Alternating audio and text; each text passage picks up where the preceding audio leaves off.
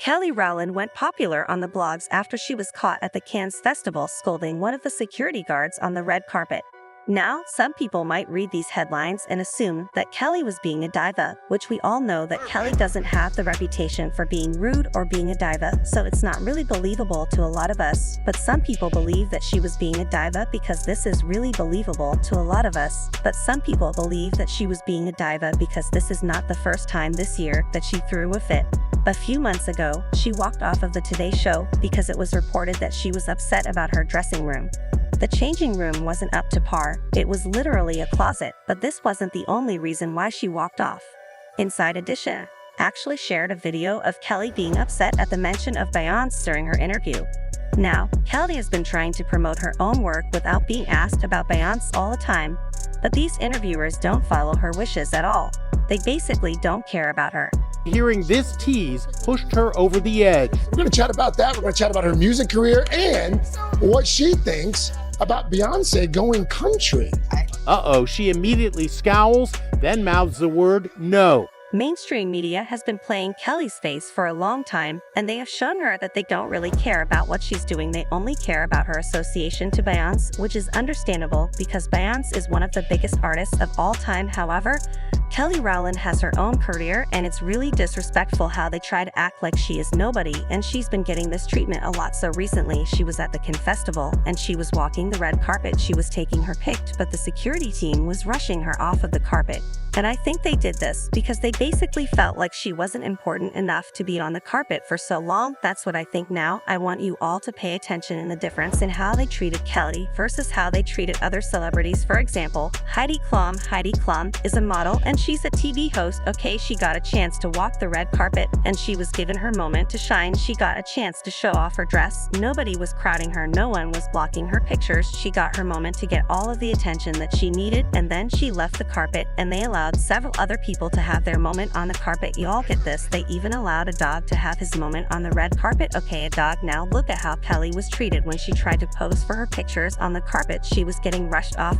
People were saying, okay girl, you're taking up too much of the time for you to go. So this is the first security telling her, okay, you need to move up. Now you have another guy gesturing her to move forward. Now you have another lady telling her to move up, and you see another one saying, let's go, and you have another woman trying to get her out of the way. And I feel like she was being a bit too aggressive. First of all, she had the nerve to step on her expensive dress. Kelly kind of said, okay girl, you don't have to do too much. I heard you. She said, no, you need to get off the carpet. And Kelly said, no, you don't talk to me like that. You're not my mama. Don't talk to me like that. And I feel like this lady was in the wrong because a few people were telling her to stop. So I do feel like she was doing a bit too much. Okay, however, when people see this video, they're going to automatically assume that Kelly was being rude and being a diva, and she was snapping at somebody who was simply trying to do their job, when that actually wasn't the case. The truth of the matter is they were pushing Kelly out the way because they felt like Kelly wasn't important enough for the red carpet. At least that's what I think. This is just what I'm assuming now. A young Miami ditches Diddy to get back with her ex. Want to move on and talk a little bit about this. The blogs noticed that young Miami unfollowed Diddy after that incident between him and Cassie was exposed for the world to see. Diddy has been getting a lot of backlash, especially when he released that ridiculous apology that nobody believed. So Diddy's brand is basically down the drain. And it seems like young Miami is distancing herself from Diddy now because she unfolded him and she linked up with her baby daddy Southside, if you don't know, is a producer. So it seems like she's kind of letting the world know that she is done with Diddy. Is she done with Diddy? Because of the claims, probably not. No. Is she done with Diddy? And she's also been criticized for taunting one of Diddy's ex-girlfriends.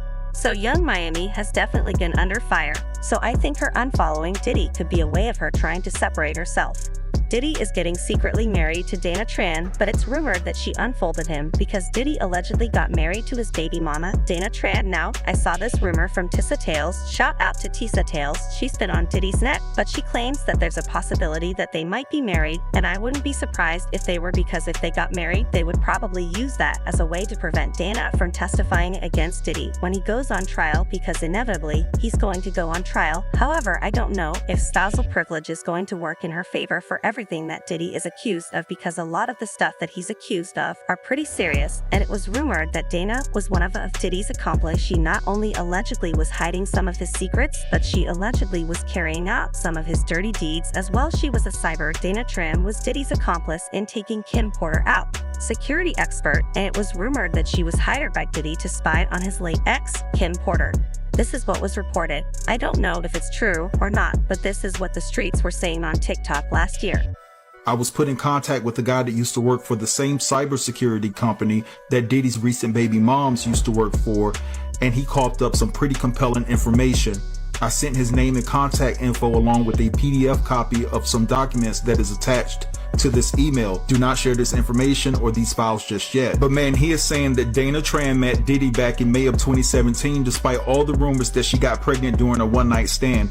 Dana did not get pregnant until the beginning of 2022, and she gave birth to their child in October of 2022. In fact, Dana had been responsible for tracking Kim's every move up until Kim passed away. Diddy reached out to the cybersecurity company in question initially for consultation about their services and eventually ended up meeting Dana. I'm told she is responsible for hacking into Kim's mobile devices, laptops, and having Kim followed.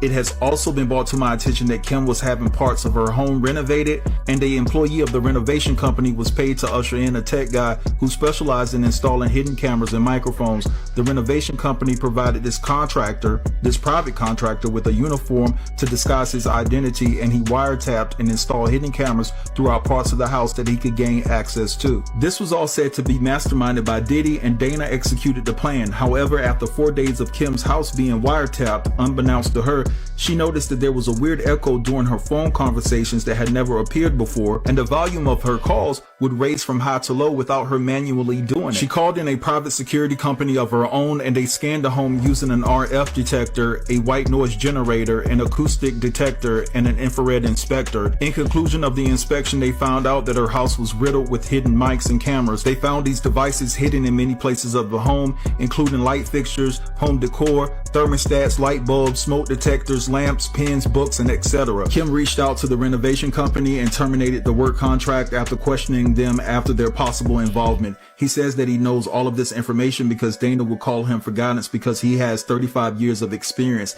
and they were really close friends. He also implicated that it was discovered that Kim was romantically involved with the tech guru that worked in Silicon Valley, and after the two of them got together, it was impossible to track Kim's mobile and laptop devices.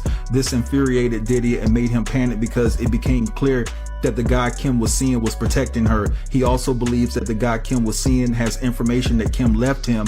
Also, that it's just a matter of time before the wicked dark truth about more of Diddy's past comes to light. He also says that before Cassie officially filed her lawsuit, she had been in verbal contact with the guy Kim was seeing. So I'm thinking that Cassie knew she had solid backup and overwhelming evidence not only about her situation but Kim's as well, and Diddy had no other choice but to settle. Last but not least, he explained that when it was exposed that Diddy had a child with Dana, he made her take down all of her social media, and he believes Diddy made her sign an NDA as well. Dana has cut off all communication with him and her former colleagues and abruptly resigned from her position. She also changed her number and vacated her previous residence, which was unsettling to him because they were close friends first and then they were colleagues. He also says that he feels submerged in guilt because he lended a helping hand in making Kim one of the most vulnerable women on earth with all the guidance he gave to Dana to make Kim's life a living hell. He said that he retired from cybersecurity this past September. Now, this is some heavy tea. If it's true, I saw it on TikTok first, but it was originally from Tough News TV,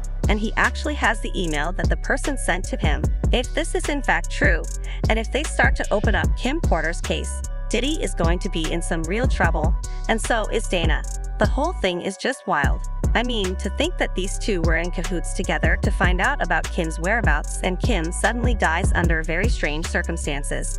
I mean, this whole thing is crazy. It's really crazy, and the deeper you go down this rabbit hole, the more troubling this information gets. But Diddy is done, for he's going to be arrested. He's going to have to go on trial. And he currently is facing another lawsuit by this model named Crystal McKenney, and she says she has the evidence of what happened to her, so this is going to be a mess. Diddy is over, he's over, and another evil Diddy mistreated Chaka Khan and her son. The thing that Diddy is accused of is disrespecting the star. Chaka Khan's daughter came forth and said this under his apology video. She said, "I'm glad this is happening to you. You got in my mother's face and loudly disrespected her, yelling and screaming like a lunatic when my little brother tried to get you out of my mother's face. Your guards jumped my 19-year-old brother. These days may be your dark days, but I'm singing and dancing and watching your end." Chaka Khan, isn't it great, Mom? Diddy has hurt so many people, and now it's time to reap what he sowed. He had many chances to turn from his wicked ways, but he didn't. And now the floodgates of hell are pouring out over him, and he has to pay the repercussions for his actions anyway. Tell me what y'all think about this video down below.